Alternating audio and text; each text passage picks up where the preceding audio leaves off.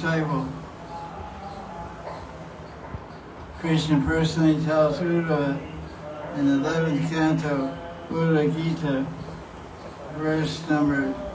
chapter 10, verse number 6, which is also quoted in Sanatana Shiksha and Chaitanya Charitamrita Madhya Leela.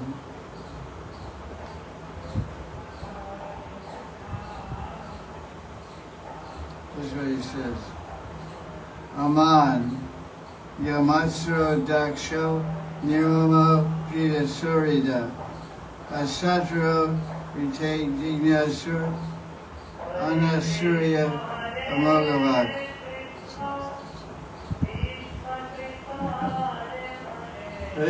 Krishna tells Uddhava what is a proper disciple.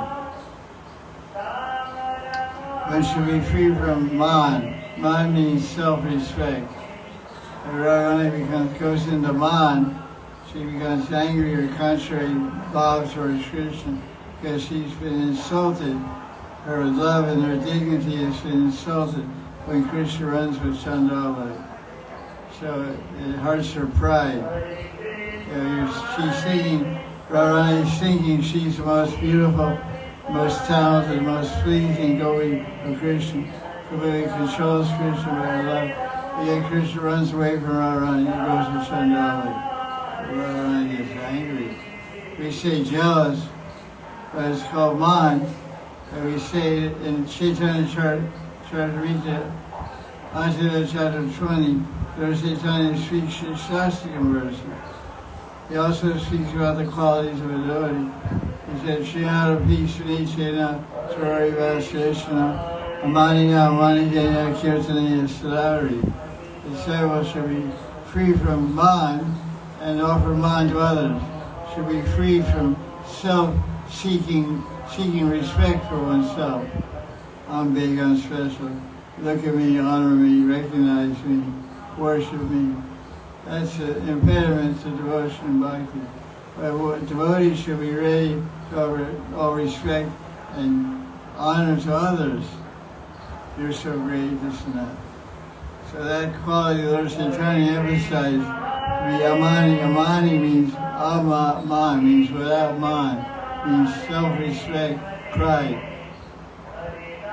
Doesn't apply to Radharani. She even has a nickname. Radharani has a name called Mahanidhi Radha. She's known for getting angry and with Krishna when her pride gets hurt and she gets minimized. I dare you. Minimize me and run with Chandravali or Padma or Shavya. I'll show you. Then Krishna has become a beggar. He has to dress up as a woman, as a bangle seller, as a fruit wali, as a jyotishi, as a yogi, Madhukar yogi, to get Radharani to give up her mind and accept Krishna again. So that's the first quality Krishna mentions about a disciple should be free from pride. And Matsuro. Matsuro means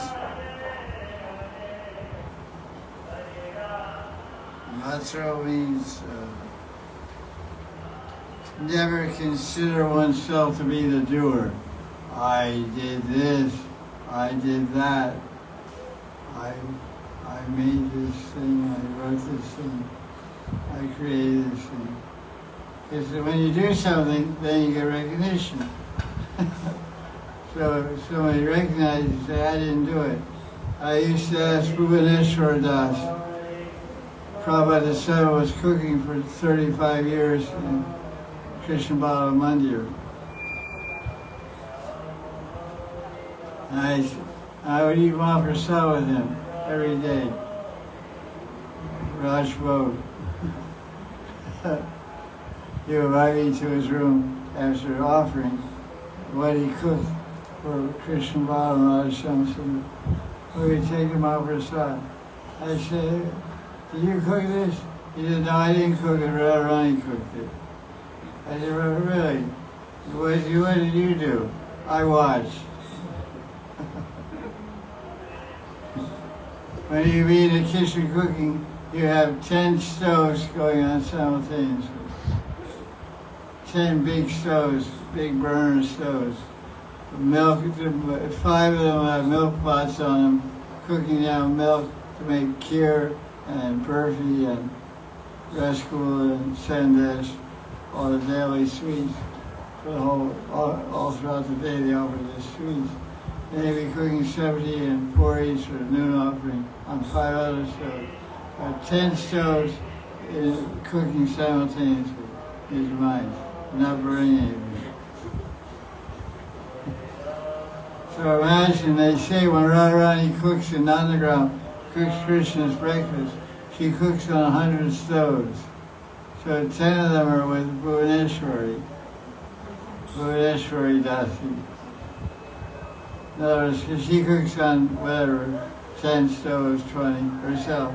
The other 80 stoves are Lalita Vichaka or someone else. Must be quite a scene. In Jagannath Puri, there's 700 stoves. They cook for Jagannath every day. There's 700 stoves. And it's pretty magical.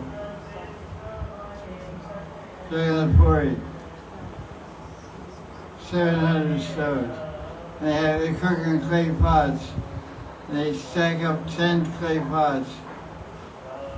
There's 15 clay pots up in the, above the fire. And the first one to cook is the top one. The one nearest the fire is the last to cook. So it's a little mysterious. So in Puri, when you ask any Brahmins cooking for Jagannath, who's cooking this offering? They'll say Lakshmi Devi. Jagannath's wife, Lakshmi Devi. So it's quite amazing arrangement. One on the top gets cooked fast because they see heat rises, but everything else, Baba gets cooked fast.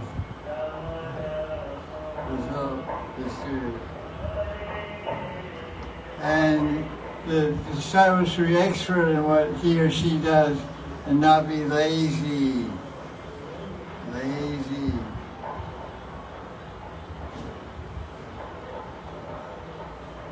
And should be determined and friendly.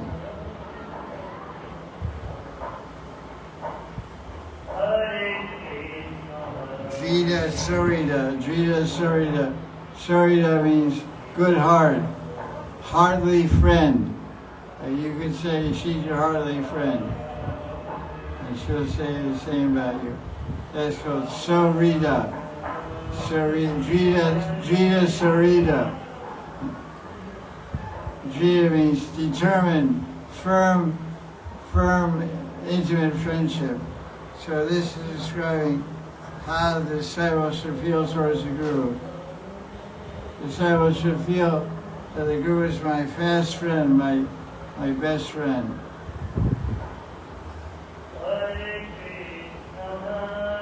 Feelings, the disciples have feelings of loving friendship towards the spiritual master and never become deviated or bewildered. The servant should always be desirous to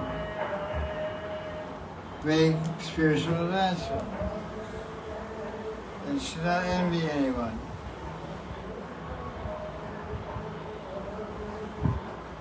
Right.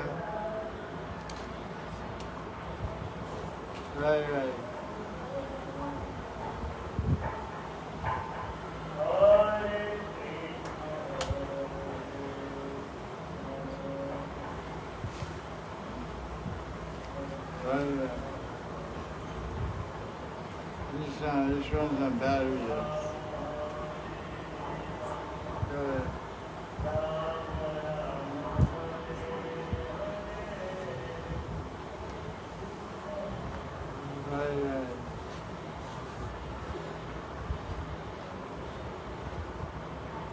Vaishnava.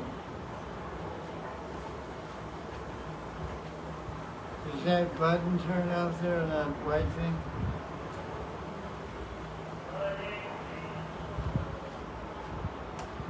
Oh, right. Hare Krishna. That's interesting. And the disciple should not envy anyone and should always avoid useless conversation. And this is a verse from Hari Bhakti Vilas, 4th chapter, verse 359.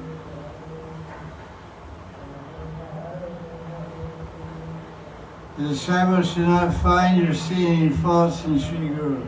Avidyova savidyova guru eva janardana.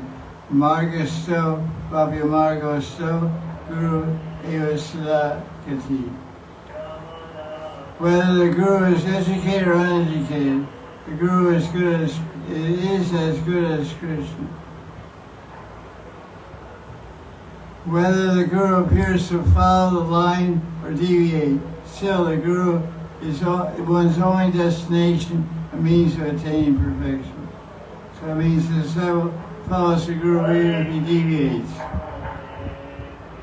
That's pretty interesting. The idea is that maybe he deviates for some short time, gets back on the track. You may get a taxi, get in a taxi with a driver.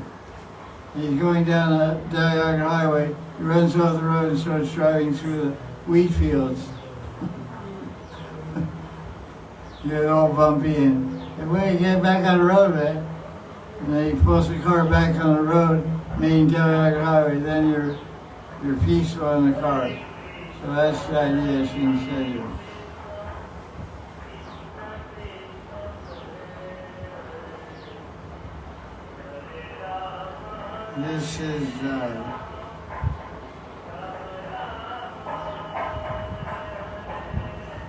This is Hari Bhakti Vilas, chapter 1, verse 99. It said, even if the spiritual master hits the disciple or gives the disciple trouble, the disciple should not retaliate or do anything to displease the guru. Okay. The disciple should never disrespect the guru's words or speak to him in a displeasing way. Watch out, guys.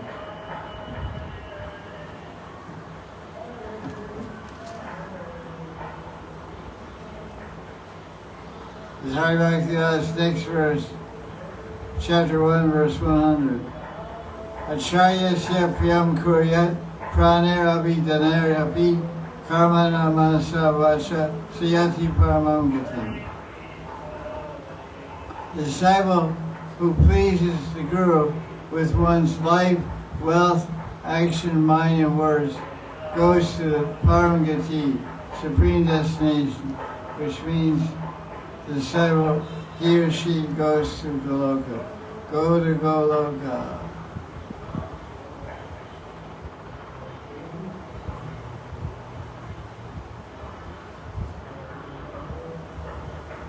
This is from Niti Shastra.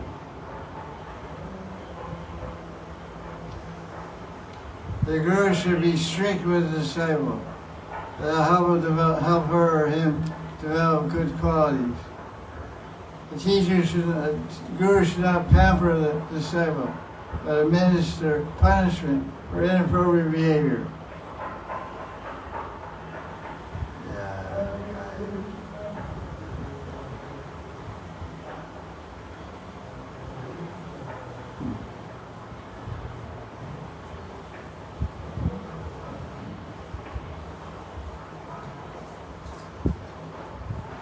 This is Mahanidhi chapter 22, verse 25, about the power of Guru Seva.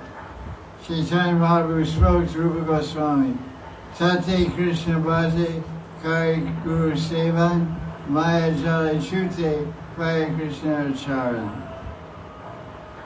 Bhaje Chute Sevan Charan. Very nice Guru. He says, his disciple carries out the orders of the Guru, doing Guru Seva, worshiping Krishna, Krishna Bhaje, Guru Seva, Maya Jala Chute. He'll get free from the network of Maya. Maya Jal, long means fishing net in Bengali. We say Jal, Pani in Hindi means water, in Bengali is Jal. Jal or Jal? Jal. Long or short? Jal. That's long? Jal, like with the O, not A. Vaisnava is pronounced, spelled J-A, not J-O. They say Jal. I know it's a Jol. Jol. I don't know. But it's everything in order. Money double. That's called dialect. Anyway, so Jal means network of Maya. Like you know, Thakur wrote a prayer of Prasadam. Shaya Vidya Tanya Teko. Jiva says, Shaya Vidya. This body is a network of Maya. Shaya Vidya. Vidya means ignorance. This body is translated, this body is a lump of ignorance. It's not a lump, it's a network. Shara Vidya Jal means network, means fishing net. You get caught in the net, you're a fish, you're dead. So you get caught in the fishing net of Maya, you're dead. So Maya Jal Chute means it cuts. Guru Seva and Krishna Bhajan cuts the fishing net and the fish gets out. And what happens? Paya Krishna Charma, what does that mean? We go to the lotus feet of Krishna. Why are you saying? We reach the lotus feet of Krishna. And then Paya means you receive, you attain. You attain Krishna's feet.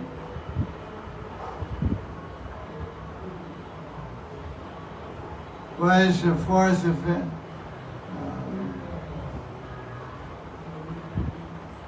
Fourth offense against the holy name.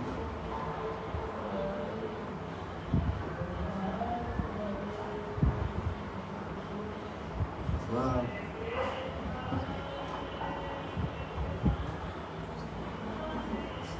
Fourth offense. What's the first offense? doing Sadhana. What's the second offense? about Shiva. Yeah, consider Shiva to be equal or independent of Vishnu. Third offense. To disregard the order of spiritual master. Guru Avagya. Agya means order, Ava means disregard. Disregard the order. To disobey the orders of Guru or consider him an ordinary person.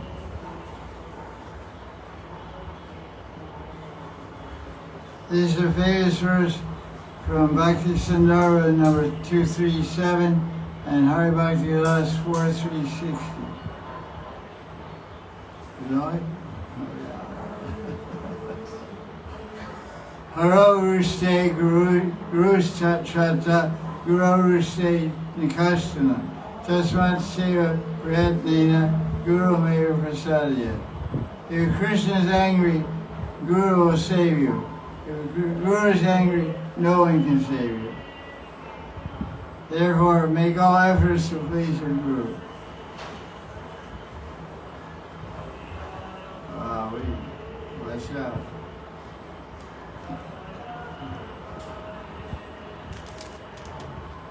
Don't put the Guru to sleep. Sleeping Guru. Need your Guru.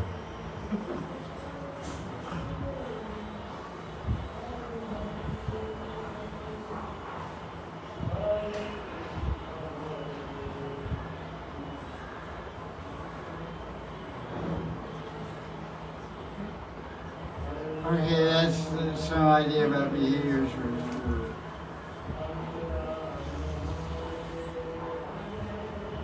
Any questions? Other questions? Very slow.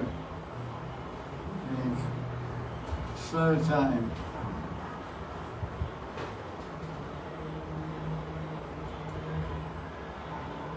Question.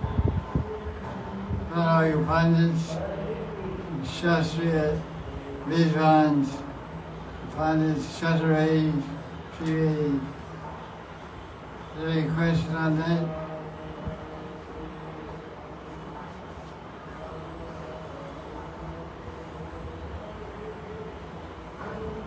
Yes, there is.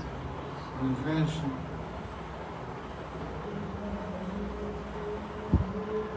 Read it. Maharaj, Kali tells Krishna that I am born in the spices of serpents,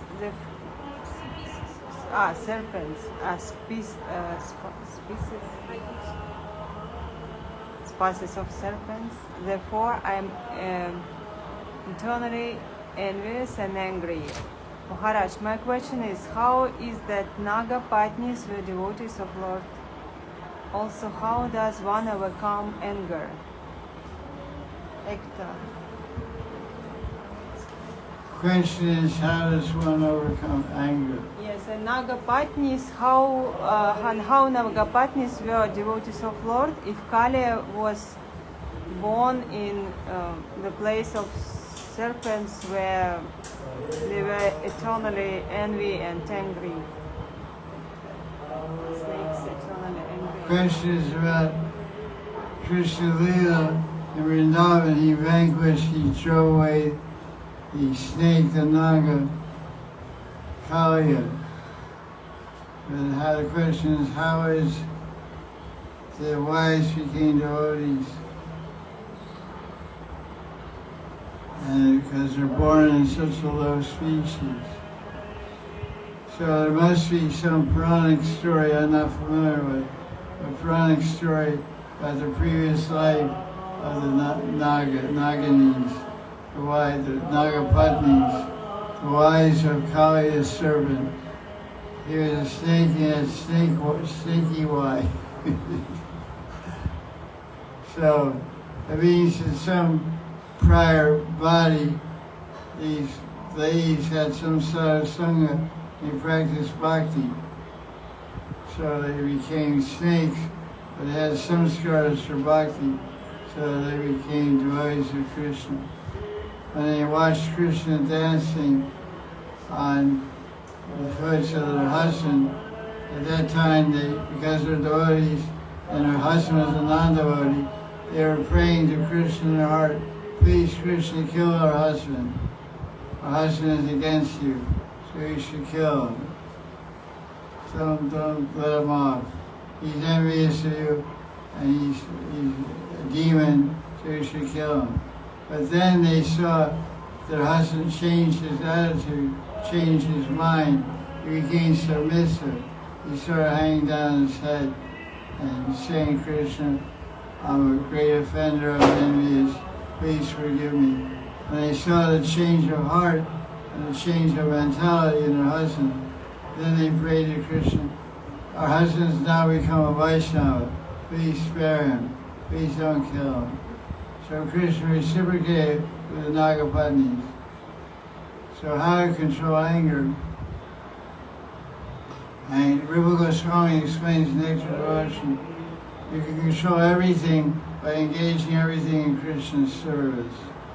So when a question is asked, we say that Kam, Krodh, Lobh, Moha, Matsara, lust, anger, greed, envy are anarthas, aparadas and anarthas, which block the progress of devotion to Krishna.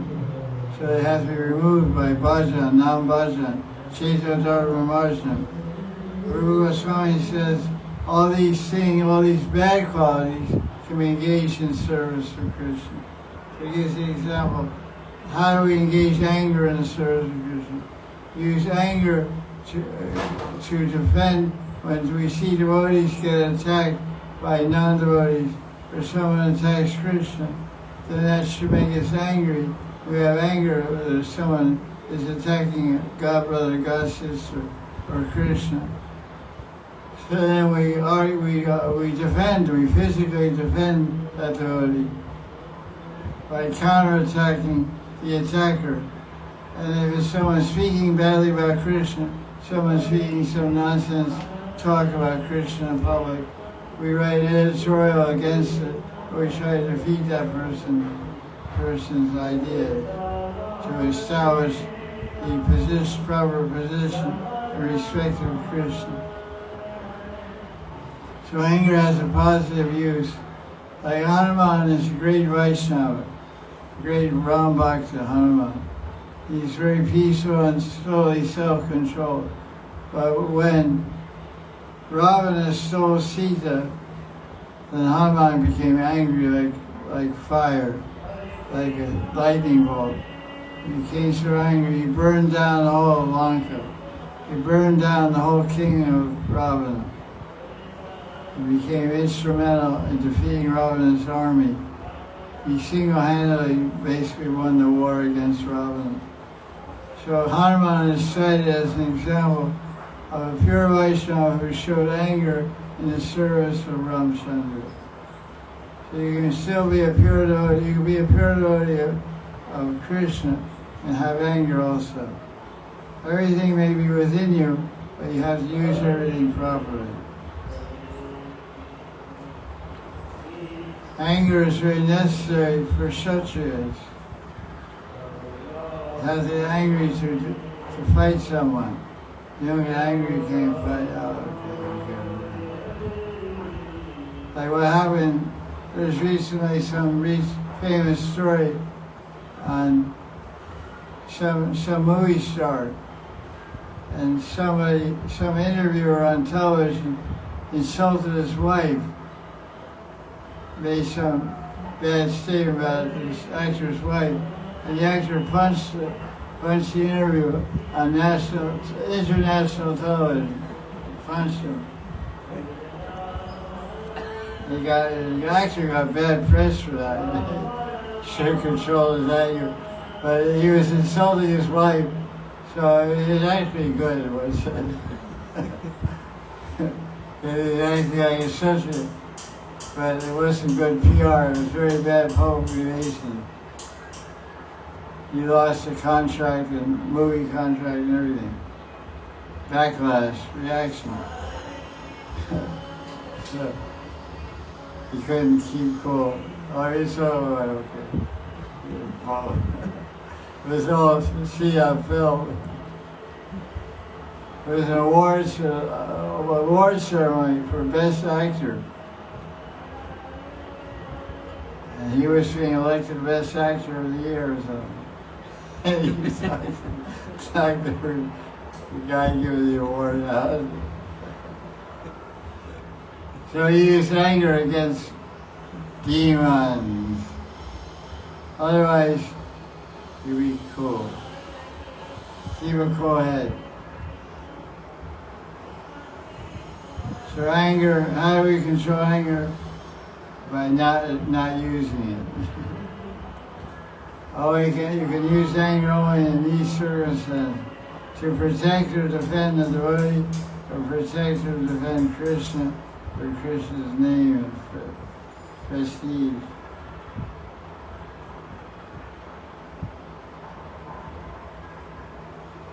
No one is cooler or more self-controlled than Hanuman. He always sits in meditation. Imagine a meditating monkey. Monkeys can't sit still for 10 seconds. They sit for 1 second and jump. So Hanuman's in a monkey's body, but he's a great Vaishnava. So he can sit 10 days and meditate on Ramchandra. Change, Sri Ram, without any food or any water. And then if someone's insulting Ramchandra, then it becomes like death personified. Tufan, tornado, hurricane, forest fire. becomes so hot, watch out.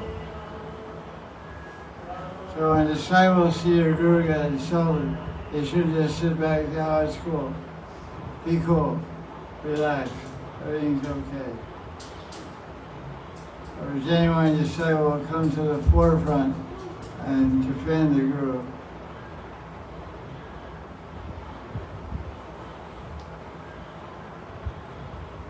Amen. Gopal.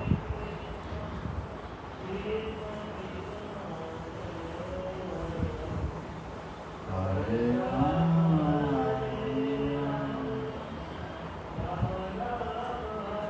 Nice voice.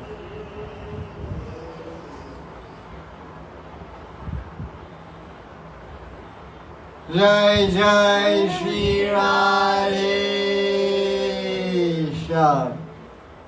Shaman Shaman ki jai.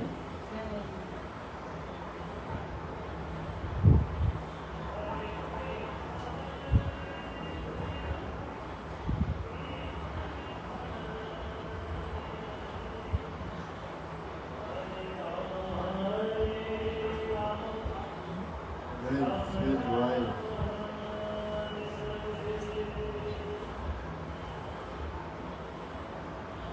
Well, no more questions?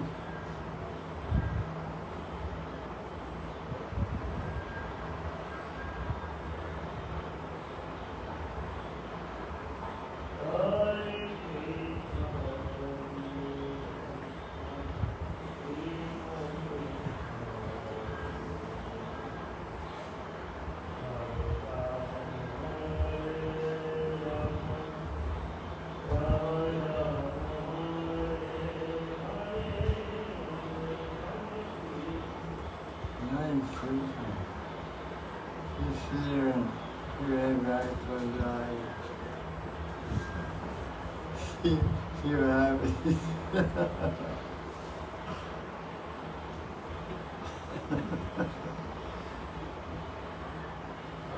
Are there any tips for taking care of Tulsi Maharani? Tips for taking care of Tulsi Maharani. Serve Tulsi Maharani like another person in your family. If you have a new baby comes into your house, how careful you'll be with the baby. So we see people that have good Tulsi, they're very personal in their care of Tulsi. They don't think of Tulsi as a plant, they think of Tulsi as a person. So persons need particular care. They need shade from the hot sun. They need heat in the winter. So you can grow Tulsi in Russia, in Siberia. So you have sun lamps in the winter for Tulsi. And if you have a Tulsi in the house, you move around in the sun in the daytime, and you bring her in the house in the nighttime.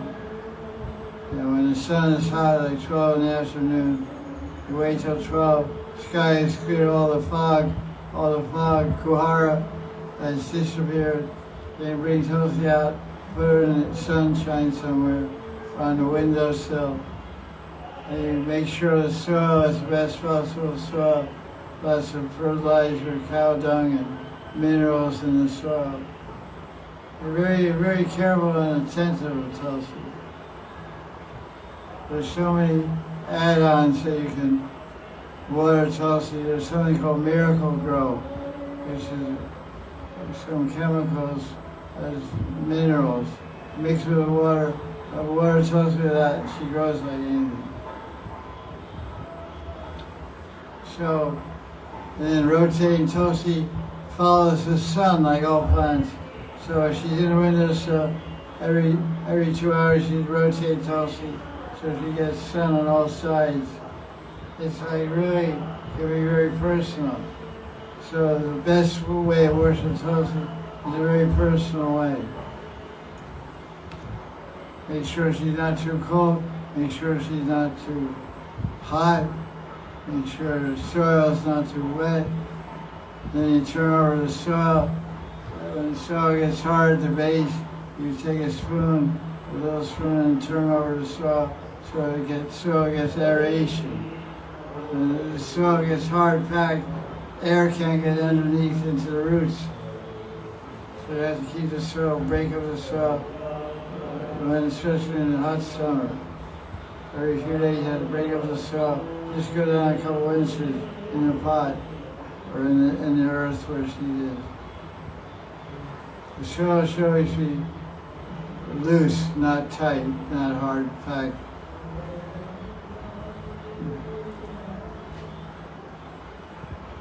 And when you pick leaves, you don't pick with one hand like you did the other day.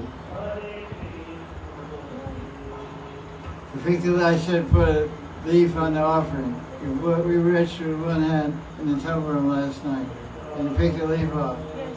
That's wrong. Oh, thank you. I didn't know.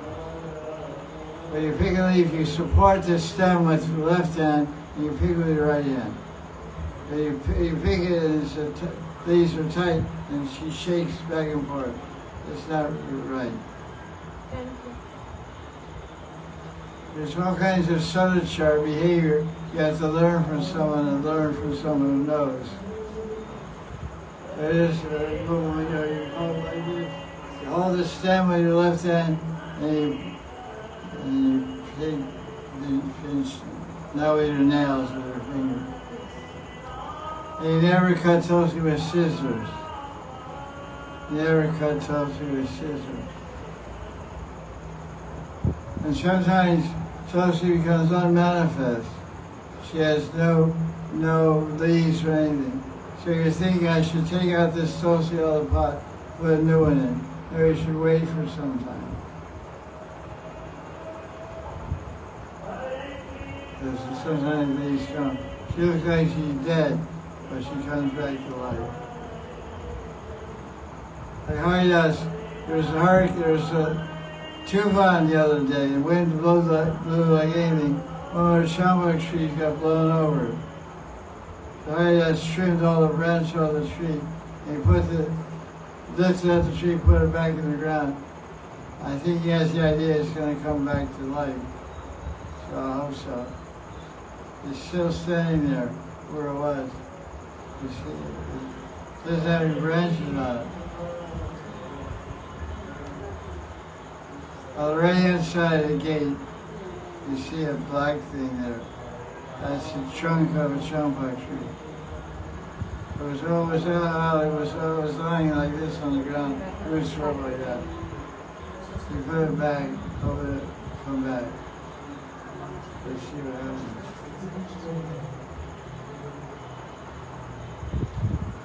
But it's interesting, one contractor came here today.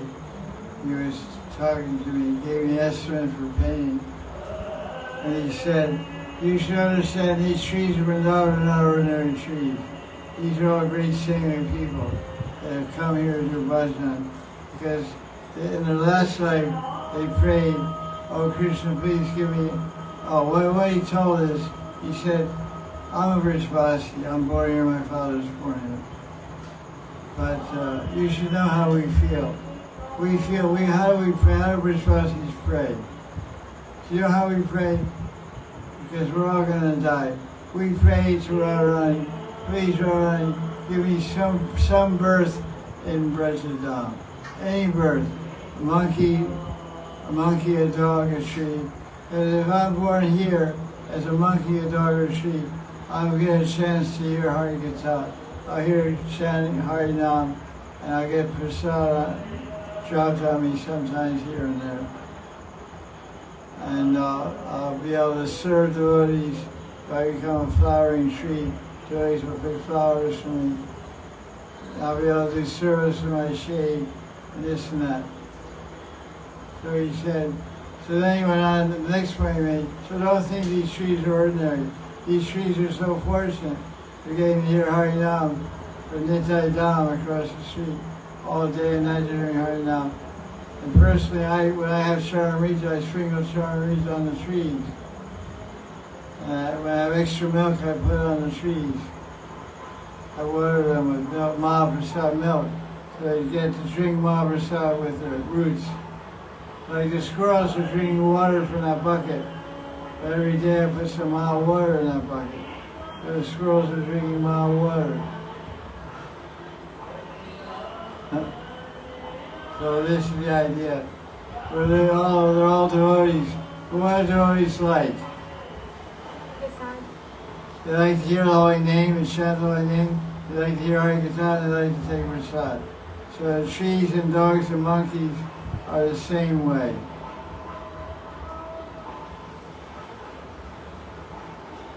They like to receive prasad and they like to hear the holy name and they like to live in bread.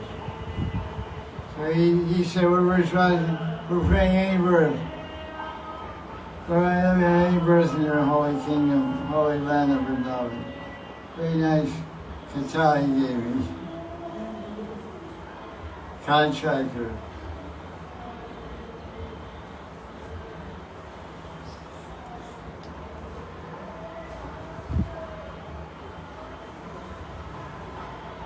Next question.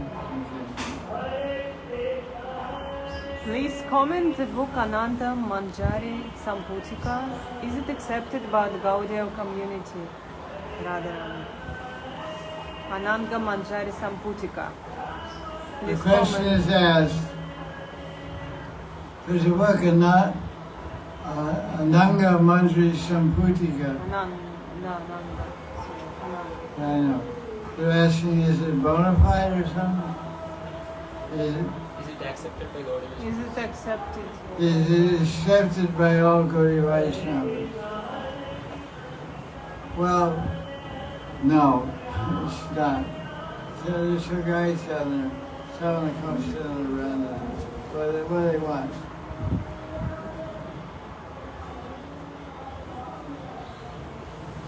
So, the question is asked, is it accepted by all Gaudiya Vaisnavas? The answer is no, it's not accepted. It's only generally accepted by some members of the Nityananda Parivar. This book has become available in English. It was translated by Waitadas from Netherlands. And after he translated in English, the photocopies were made and distributed here and there. But he himself stopped distributing it because it was different senior vice Gaudiya Vaishnavas told him that there's so much Alpa siddhanta in the book. Because the book is basically saying that Balaram is Radharani and you know, it's all the truth. It says everybody's Radharani, Balaram, and all about Balaram Tava and Nityananda Tava, and it's not in agreement. The teachings of Ananga Manjari Samputika are not in agreement with the teachings of the six Goswami. So I'm from Waita Parivar.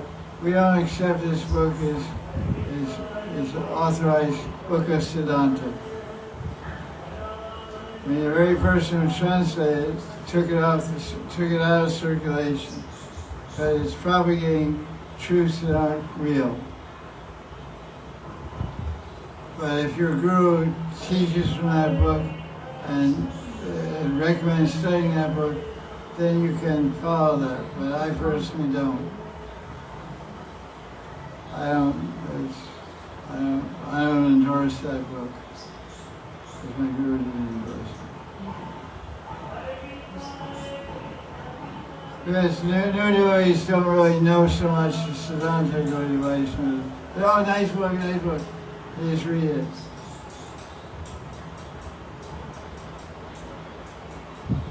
It was written by a very small devotee of Nityananda, Ramchandra Gosai. He was an adopted son of Janamata. He wasn't a direct son. He was an adopted son. So he's not a very prominent figure in Gaudiya Sampradaya. Not like Rupa Goswami, Jiva Goswami, Narottam, Vishnu, etc. But he was a contemporary of Janamata. He wrote that book. So it has a lot of emphasis on Langa Manjari, because Janamata has another form in Krishna Lila as a Langa Manjari. But the Tavas, there's a lot of philosophy in there. The Tavas are not in agreement with Gaudiya Siddhanta. This is what my Guru Maharaj told me.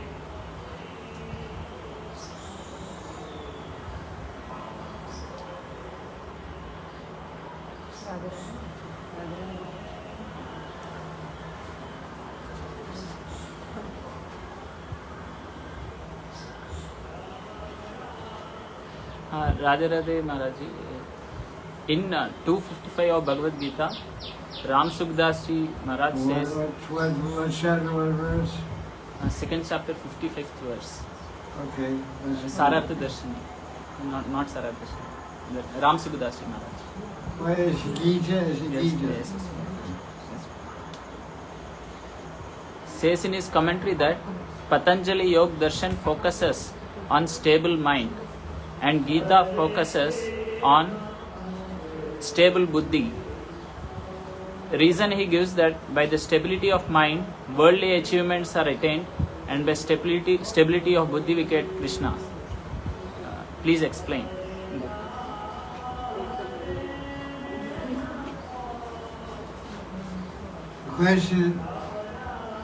Question is asked on the second chapter of Gita, verse 55, Yes. where Krishna is telling Arjuna, Prajahati yada kaman sarvam partha manogatan avan yegatana tushta sita pragyatanotate. In this section of the second chapter of Gita, Krishna is talking about the qualities of a Sita Dhimoni, Sita Pragya.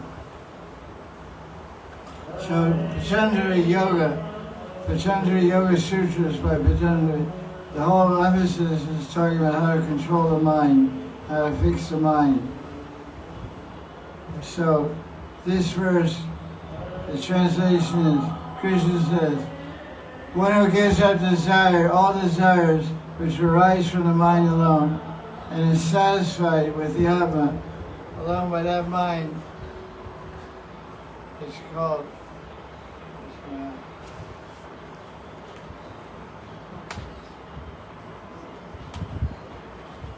Right.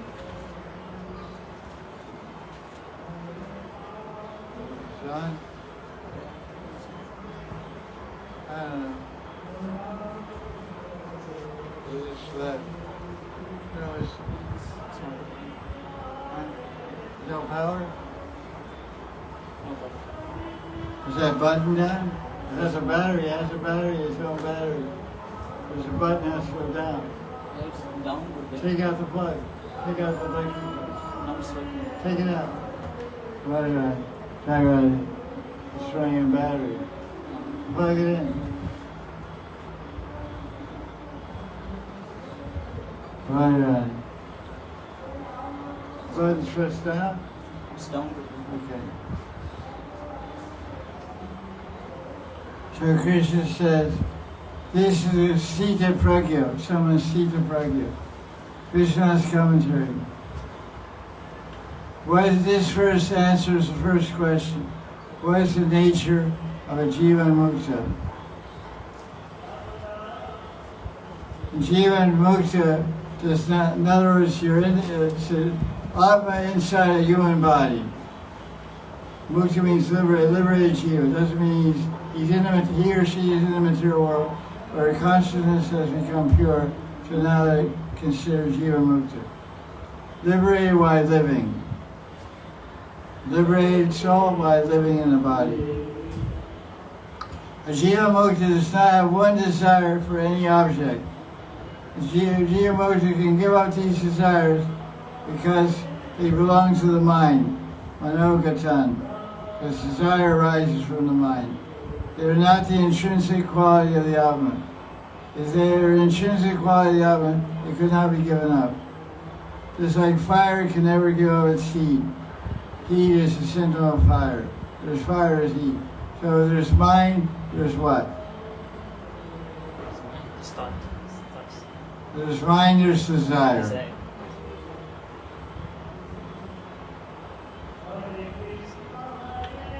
So, the cause, one is satisfied by the Atma, whose very nature is bliss, Atmanatushta, in the mind which has withdrawn from sense object. What was the question? He is saying that in Ram Sukdas ji Maharaj, in his commentary, he told that Patanjali Yoga focuses on controlling the mind.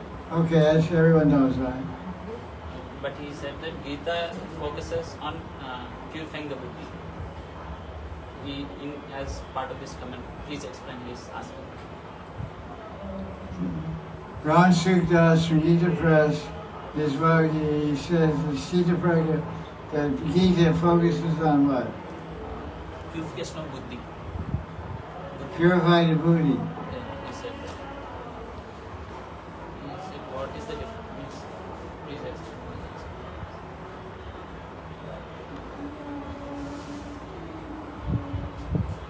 Means is it like negating Patanjali?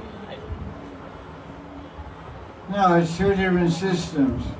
Patanjali is talking about the mind, negating the mind and making the mind empty. And Gita is talking about engaging the mind in Krishna. Manmanabha Mabhakto Madhyasi Manoskar. Krishna says in 18th chapter, 65th verse, always think of me.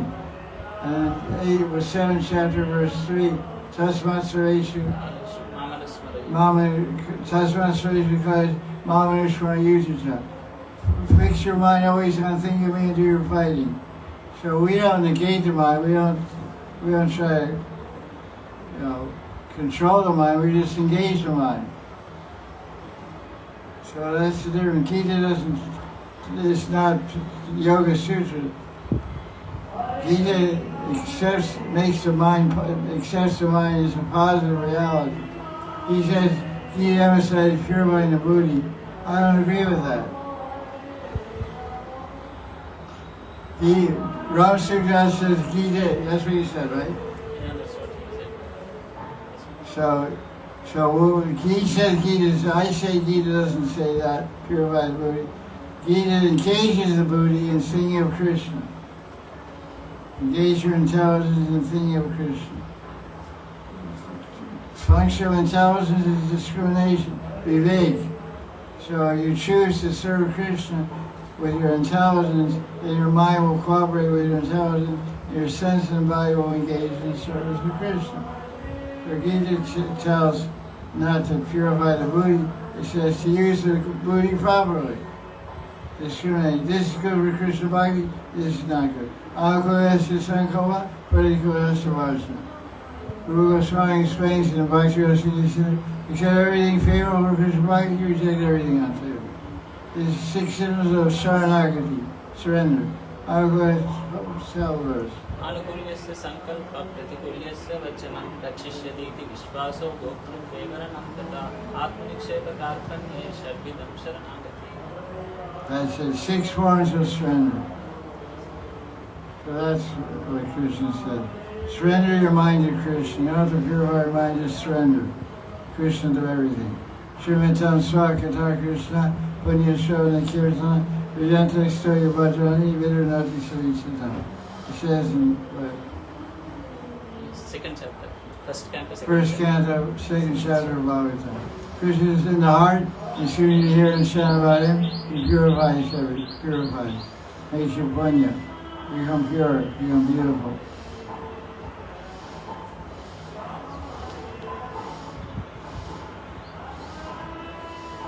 Any questions?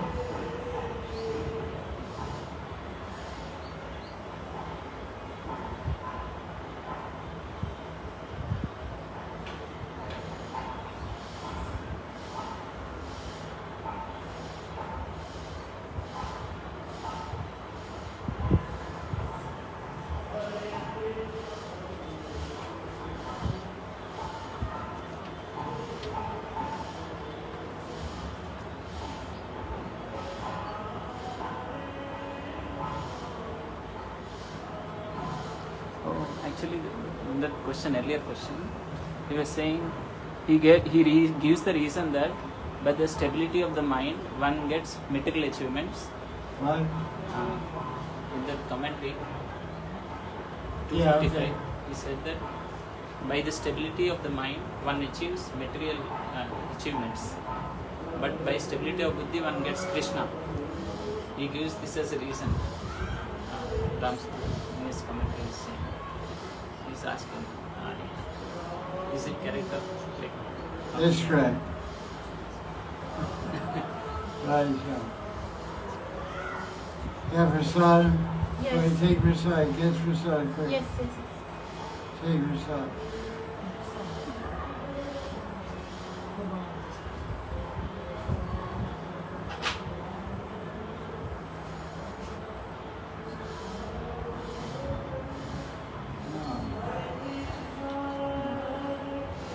How to do our maximum bhakti and be stable in it? Of course, devotees always feel I don't do enough such feelings, but how to try to do like to be satisfied with what we do and do maximum? Because sometimes we are lazy or this or that, some obstacles. How to be stable in it? How to be stable in bhakti. Stable and do maximum what we can do.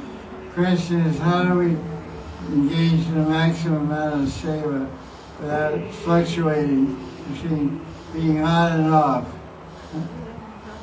Sometimes we're really passionate, and sometimes we're really too much.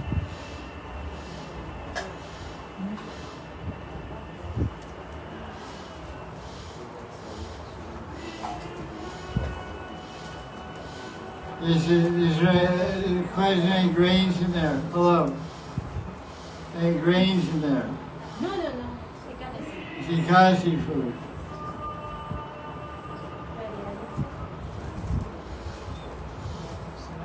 So the question is how to be stable in bhakti. That's called nishtha. Madhurya Kalamani explains that's the stability and sustained enthusiastic service will automatically manifest at the stage of nishtha bhakti. Fluctuating on and off is anishtita bhakti. Thick and thin, gana tarala. It's called gana tarala. Tarala means wavy, and gana means concentrated, thick. Gana tarala is one of the symptoms of not steady bhakti. So you just keep doing bhakti and eventually get steady. That's the end. And the maximum, like maximum, even in this state, in any state, how to Another meaning of being stable in bhakti, another meaning of it is you may be doing more seva sometimes and less seva other times, and feeling that you're not doing your maximum output or not doing your serving up to your capability. But the point is, this idea of stability means that you don't stop serving Krishna. Being steady, that's also steady, not that I serve for a while, I go in Maya for a while, I serve a while, I go in Maya. But it's like every day you're serving without stopping service, you're going up. If you stop service, then you're going horizontal. You're just going like this. So you continue. As long as you're doing bhakti, you're going up towards Krishna. When you stop doing bhakti, then you're just kind of neutral. When you drive your car to put neutral, you can't go anywhere. You have to keep in gear. So you may not be in the top gear during seva because of sickness, but the attitude is the most important. The attitude in the bhav. Okay, I'm lying in bed, I'm sick, for 3 days, haven't shan't, hardly any job, haven't read anything, haven't any seva. I just absorb my body as a sickness or infirmity. But as soon as I get better, I'll be on fire. But the whole time you're sick, you're thinking about Krishna. You haven't lost your connection with Krishna. You say, Krishna, I'm too wasted. My body's not agreeing with me. I can't do what I say. But Krishna is compassionate and understands that. But you say, well, if you're capable of doing service, you say, I don't feel like it. That's the insult of bhakti. That's offensive. You know, you have energy, you're wide awake, and you go surfing on the internet instead of reading Bhagavatam. That's an offense to bhakti. Krishna doesn't like that. But you're totally wasted, physically wasted, because of sickness or fever or disease. You're thinking, Krishna, please forgive me. I don't have any energy to serve you. I just have to lie down. But I want to serve. As soon as you get some energy and get healthy, you're on a run. Well, this is what bhakti is like. So when you get distabhava and ruchi, then nothing stops you. You keep doing seva. You don't take shelter of your body. You just push on.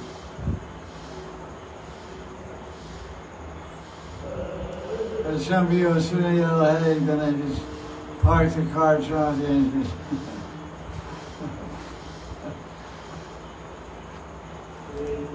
But some devotees, when they get sick, they put the car in first gear, but they put the clutch in, so it doesn't engage. They're not moving, but the engine's turning. As soon as they let go of the clutch, then they go.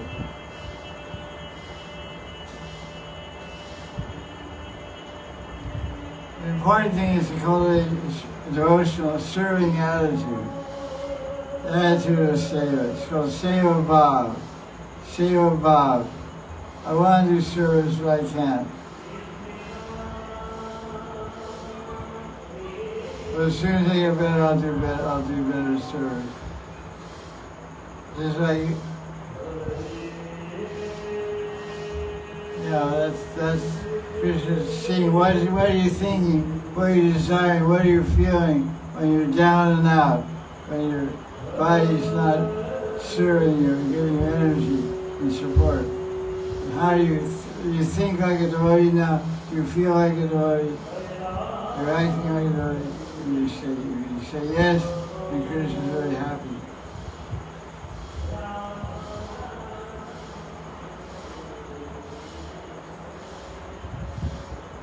Usually fast days, everyone's slow. It's called fast day, but everyone's slow. Today is the day of fasting.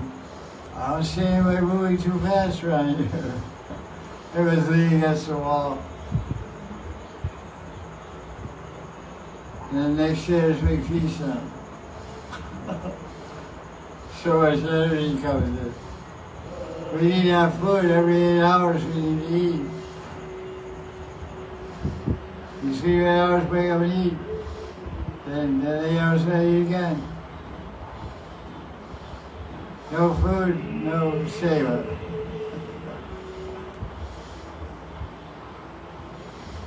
We have one temple president, and we have a very plain breakfast, which is oatmeal, 7 chickpeas, and a couple pieces of apple and a cup of milk. Every day for 150 years. The menu never changed. So then it was Krishna's marathon. We're supposed to go out early and come back late and collect a lot of money and sell a lot of Bhagavad-Gitas. The devotees were saying, I don't know. So then the temple president had an idea. We'll have a big feast every day. Cheese, sabji, pakora, chutney. So he spent a lot of money that month, and we had a big breakfast, a big feast every day, and we doubled the Sankirtan.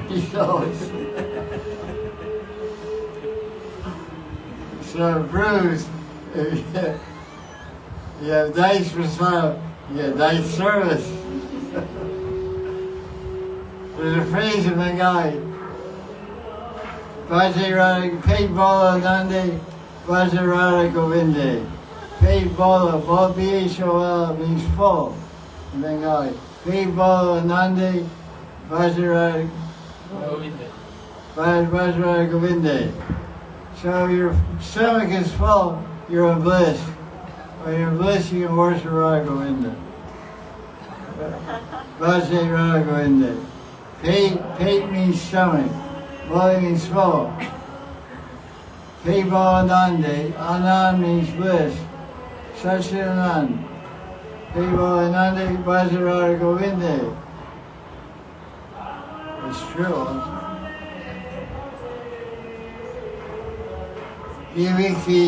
After these go to sleep a lot, and wake up really charged up. Oh, I gotta do something now.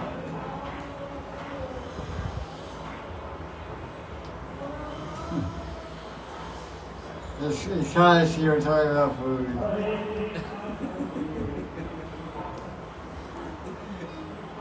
You guys eat your namkeen? Namkeen bag.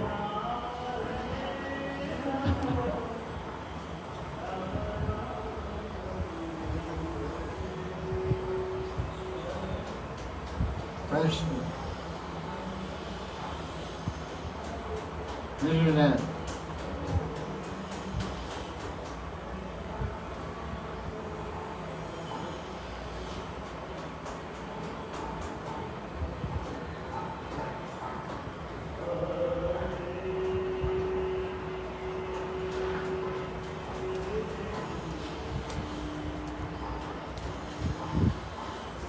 See the moon.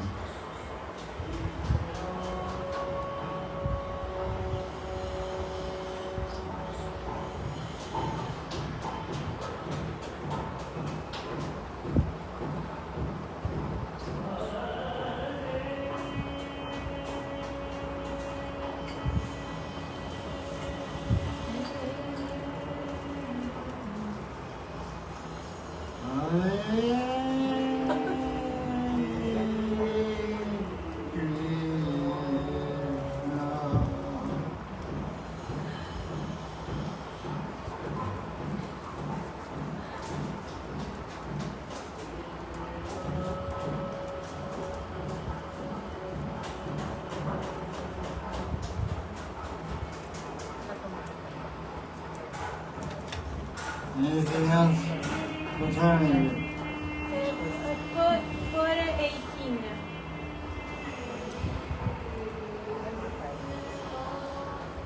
Any question? Bali Maharaj is devotee of the Lord. Like, how is it Rakshas? Like, why Vamandev wants to? What's the question? Like, Bali Maharaj, he is devotee even from the beginning. I just want to know, like, you want to Vamandev, like, he invented Indra. Bali Maharaj, why with the means?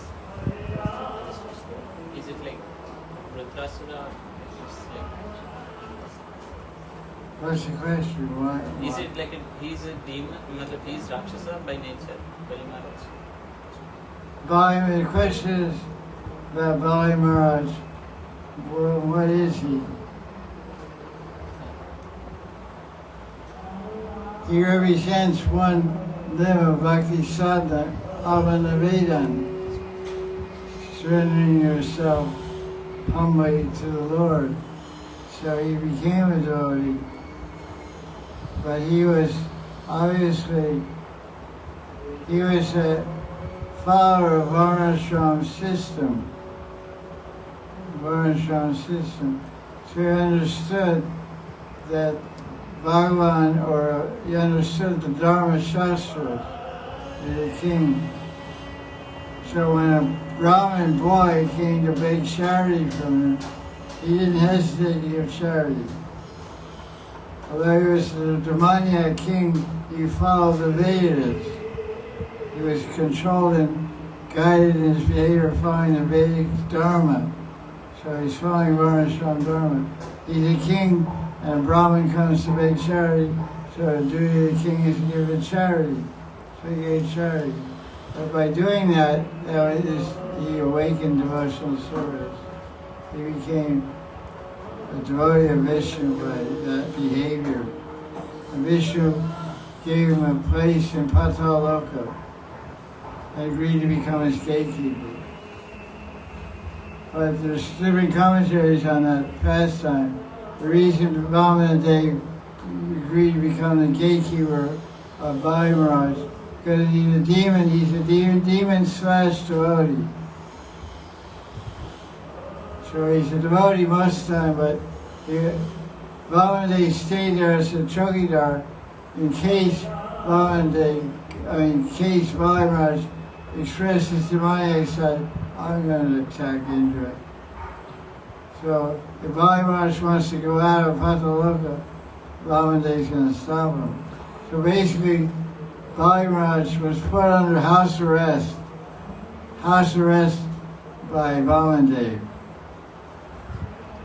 Because Mahanidhi means Vishnu, and Vishnu set up the universe in such a way Indra was supposed to be the king. The devas were supposed to be in charge. Because everyone benefits, life is much better when a deva is in charge instead of an asura. So Bali Maharaj upset the natural order of the universe established by Vishnu. But he surrendered to Vishnu, so he's a devotee come demon. The word kind of like that also. 90% devotee, 10% demon. So Krishna is keeping an eye on us, watching when he or she is going to become crazy. So that's the story of Bali Maharaj. He is descendant of Prahlad Maharaj. So when Nrsimhadev killed Hari Katha, the father of Prahlad Maharaj, Nrsimhadev told him, 21 generations of your descendants will all be Vaishnavas. They'll all be devotees of me, I will protect them and liberate them. So Bali Maharaj became a Vaishnava by the blessings of his ancestor Prahlad Maharaj. That's why Vamandev didn't kill Bali Maharaj. He could have killed him also. He's God, he has all the power of God, Vamanavatar. But because he comes in the family of Prahlad Maharaj, and Nrsimhadev promised Prahlad Maharaj, I won't kill any of your descendants. I'll protect them and liberate them. So Bali Maharaj got liberated. So those Chansaras, we maybe have to or we have demon, we also got liberated. By Vamandev's spirit. Today is Vaman Mahadradasi, profession. Why is he called Vaman?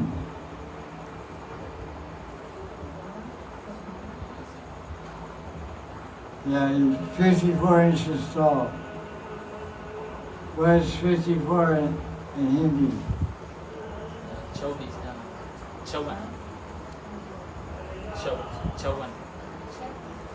56 is Chappan. Is it Vaman?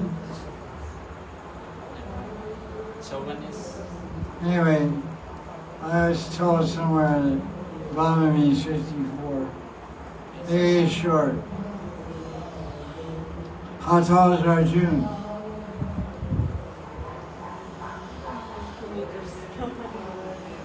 He was 5 meters tall.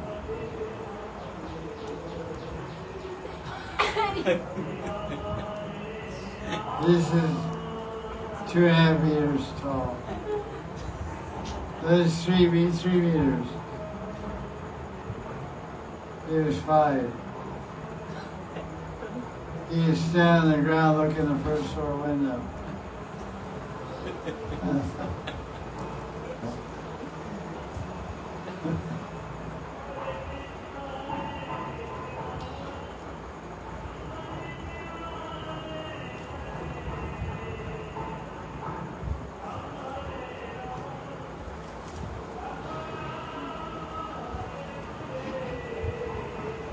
Vamandev Leela teaches interesting.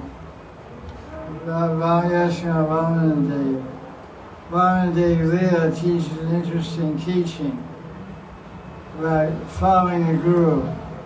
We say the third offense against holy name is Guru Avagya. Guru Avagya means disregarding, ignoring the order of the Guru. So who is the Guru of Vamandev? Who's the Guru of Bali Maharaj? Shukracharya. He's the Guru of the demons, Asuras. So Bali Maharaj was doing big yagyas And the person was in charge of the yajna for Shukracharya. He was the priest, the hocho, whatever they call it. What do you call it? Purohit. Purohit. For Bali Maharaj. So he was making a lot of money. You say, you know what they say, money's the honey. But I say honey's the honey. I don't want money, I want honey. You can turn your money into honey and give me honey. But don't take my honey and give me money. Take your money and give me honey. Don't take my honey and give me money.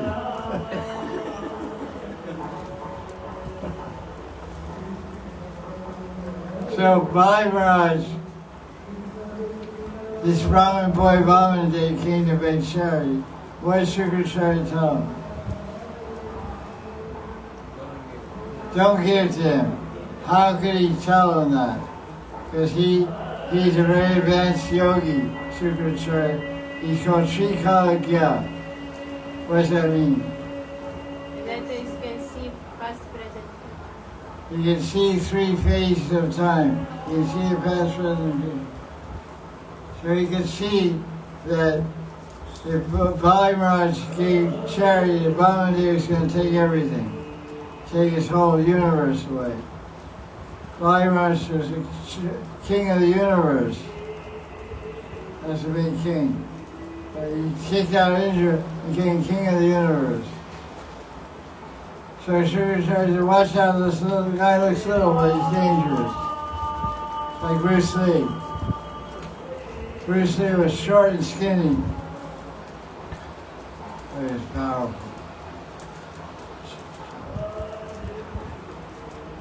Bruce Lee. So Bali Maharaj was short and skinny. But he took away the whole universe.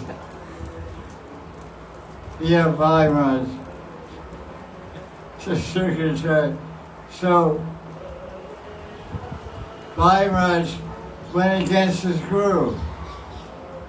So the guru is angry. If Krishna's angry, the guru can save you. But if the guru is angry, no one can save you. So what happened to Bali Maharaj? Did this guru become angry? He became very angry. And what did he do? He cursed Bali Maharaj. He said, I curse you to go to hell. So did that happen? Yes. How did it happen? He went to Patal. Yeah. Vamandev put him, because so Vamandev was acting to support the order of the Guru. Whatever the Guru said must come true. Very interesting. The son went against the Guru, because the Guru says don't serve Krishna, you can reject that Guru. It's a Mahabharata, it gives reasons when you can reject Guru. If the Guru goes against Krishna or against Vaishnavas. That's a very common thing nowadays, that modern gurus, they forbid their disciples to hear from advanced Vaishnavas. There's one spiritual mission that has a law in the law books. You can't go outside this mission for shiksha. If you go outside this mission for spiritual shiksha, we will kick you out of this mission. So that's against Vaishnava etiquette. So Bali Maharaj, Babaji teaches something very interesting. It's good that Bali Maharaj disobeyed the order of his Guru Shukracharya and gave charity to Bali Maharaj. But Bali Maharaj upheld the teaching of the Guru. The Guru said you go to hell. So Bali Maharaj put him in hell, but he became his gatekeeper. And it's called subterranean hellish planets. Pataloka is the lowest planet in the universe. It's the lowest hellish planet, Hataloka. But the enjoyment is fantastic. Yeah, hellish planets, there's great enjoyment there. The people in hell don't want to get out.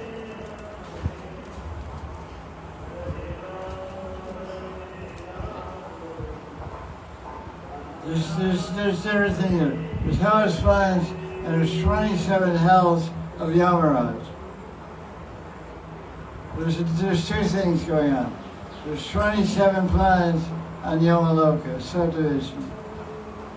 And these are hellish planets where you get punished.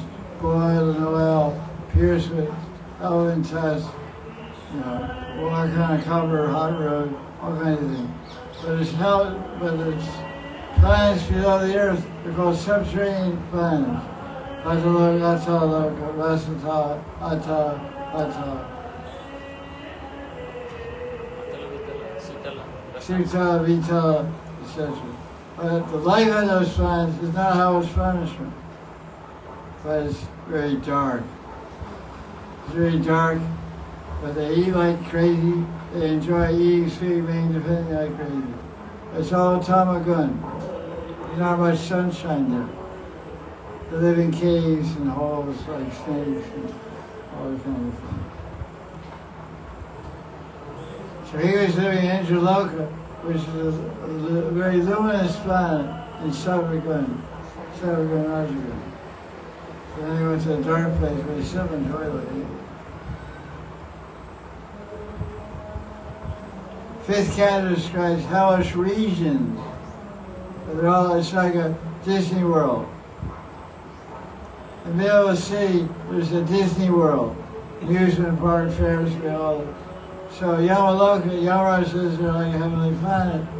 It's a nice place, but he has all these hells, all the 27 hells on his planet, where he sends people to get punished. Like fun rides.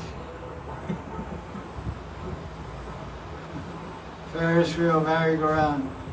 So boiling oil for a million years. Because you eat fried chicken, like KFC, Kentucky Fried Chicken, you get boiled in oil for 10 million years. Then you come born this dog, village dog for 10 births, and a village monkey for 5 births. This thing keeps coming and going, I don't know what to do. Power's there.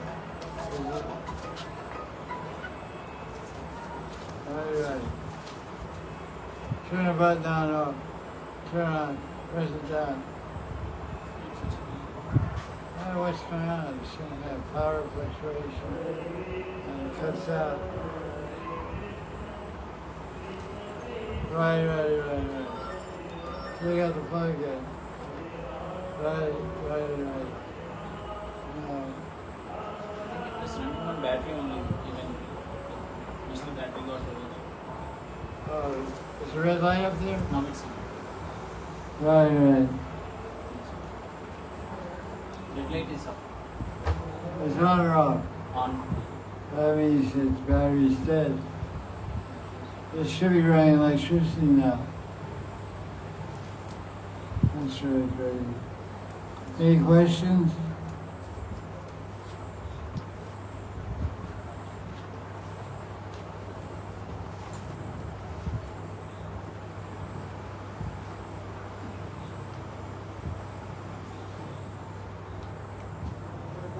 If we don't achieve perfection this life, but still do our relative or close people, do they get any benefit from,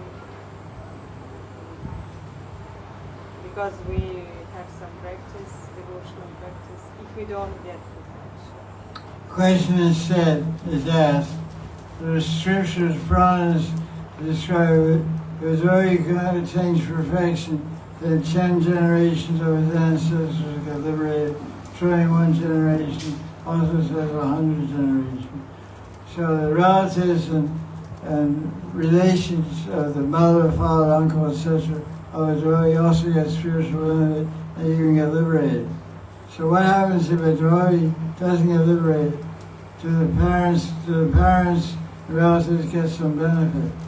They get benefit because they've done bhakti, because their son or daughter is a devotee, without even knowing they're doing bhakti.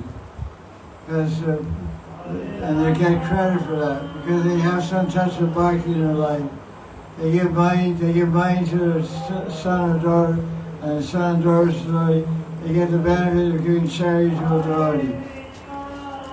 So they say Hare Krishna sometimes, they eat prasadam, they give gifts to devotees, so they're doing devotional service, so that maybe they get liberated, you don't.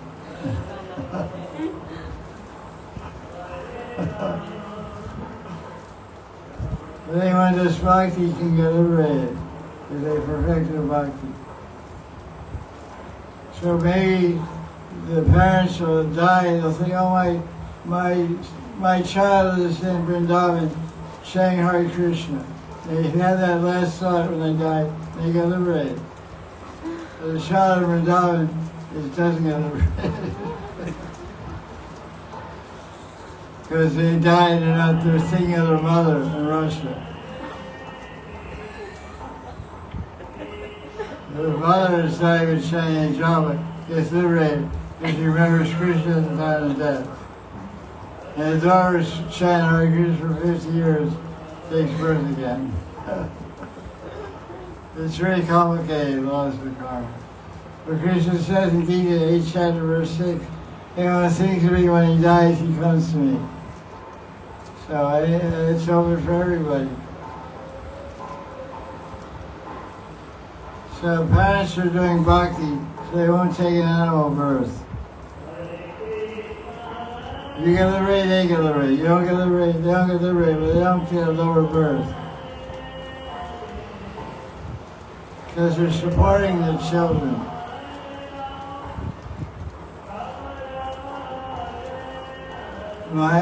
I met my mother once.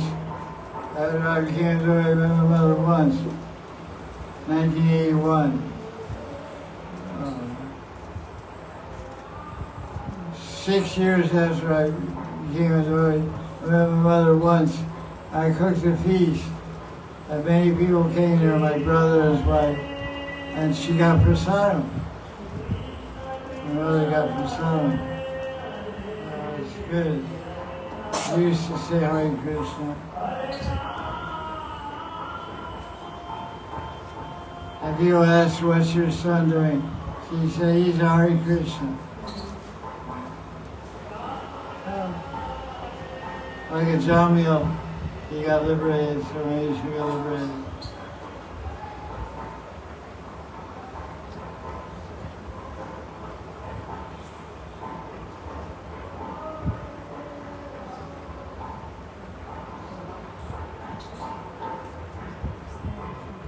Any questions? Answer that question. What time is it now? 4:30? 4:40.